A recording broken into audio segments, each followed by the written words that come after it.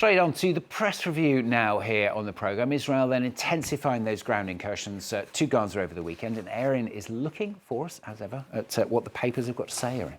Thanks, Stuart. Well, the ground incursions, the expanded ground incursions are on the front page of the Financial Times this morning. The British paper telling us that convoys of Israeli tanks and armored personnel carriers crossed into Gaza on Friday, and that marked the beginning of what Israel has described as a new phase of this war. Now, it's still unclear whether or not what we saw over the weekend marks the start of a full-scale invasion, as Israel has hinted will happen, or if it's just the expanded kind of continuation of what we've already seen, that's sporadic ground incursions. But either way, the Financial Times says that it's heightening the risk of a broader, much longer conflict. And of course, the most immediate, obvious consequence is on Gazans themselves. That's what the French paper Libération focused on this morning. Gaza is hell, hell, hell. L'enfer, l'enfer, l'enfer reads the headline there, of course, in reference to a worsening humanitarian crisis. A witness quoted in one of the pieces in Libération today said that the death toll is no longer being measured in individuals, but entire families instead.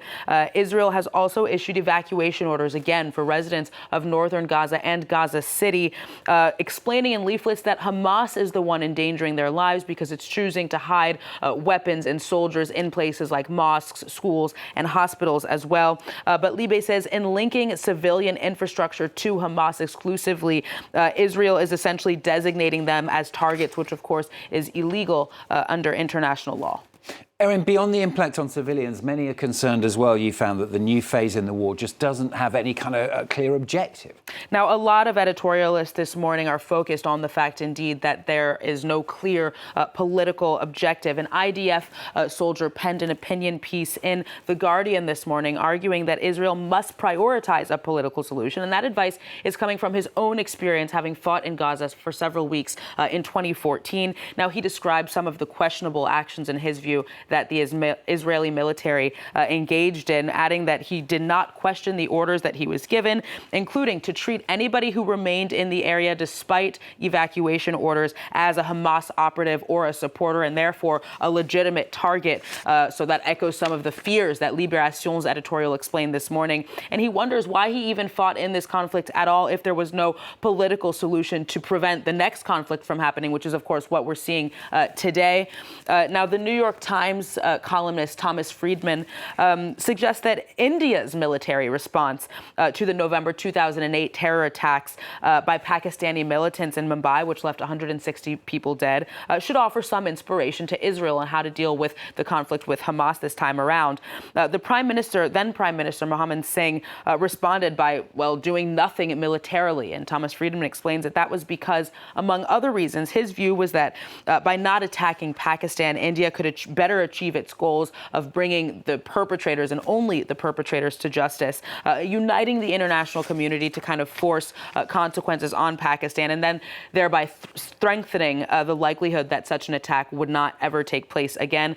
While Friedman does recognize that comparing, India and Pakistan to Israel and Hamas does obviously have its limits. The details of the conflicts are very, very different. He does say that targeted use of force with limited but achievable goals would obviously better suit Israel's long-term security than what it's pursuing now, which appears to be an open-ended war to eradicate Hamas again without any real political solution.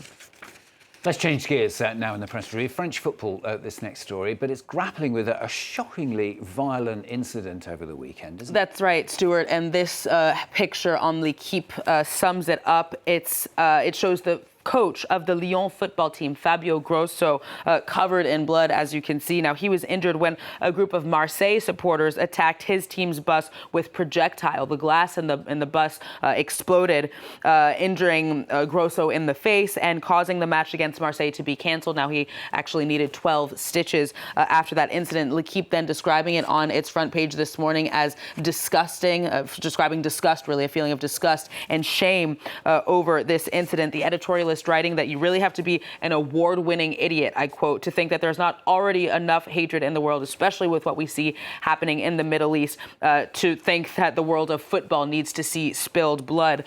French magazine, sports magazine SoFoot, says that it was a shameful night for French football. Again, this feeling of shame symbolizing the idiocy of what the editorialist describes as the idiocy of some football supporters.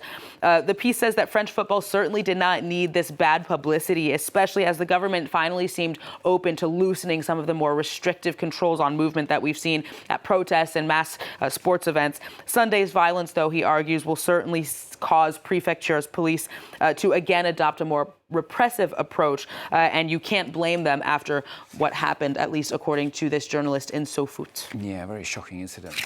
Now, Erin is finishing with the death of one of the most iconic sitcom stars in the US. Well, iconic sitcom stars across the world, really. Yeah, that's right. Really a borderless fame, I think. That is, of course, Matthew Perry, who played Chandler Bing on the popular sitcom Friends. Huge part of my youth, a part of most youth of people who grew up in the 90s and even beyond. Now, Variety magazine, the entertainment magazine, says not only that the show wouldn't have been what it was without Perry, but also that American sitcom culture would not have been what it was without Matthew Perry. He infused the hit show Friends with a sustaining dose of sarcasm, but also went on to publicize his sobriety, his struggles with addiction, which really helped a lot of people. Now, the British paper The Guardian, again speaking to the fact that his death has kind of made headlines worldwide, writes that the paradox of both the actor and his character was that he demanded not to be taken seriously, and in doing so became the ego ideal of Generation X, which is a pretty serious job. It also talks about the more serious issue, of course, of the actor's struggles with addiction, concluding that in a pre-opioid world, because one of the substances that he struggled with was opioids, he would have gotten clean eventually. And I'll end with a nice quote from The Guardian. It says that he should have had a longer sunset. His death feels tragically discordant and an unjust end to a life lived in the service of the punchline. Oh, very nicely put. Yeah, I love that picture there behind you as well, Erin. It sums him up, doesn't it? So, Erin Ogunke there on France 24.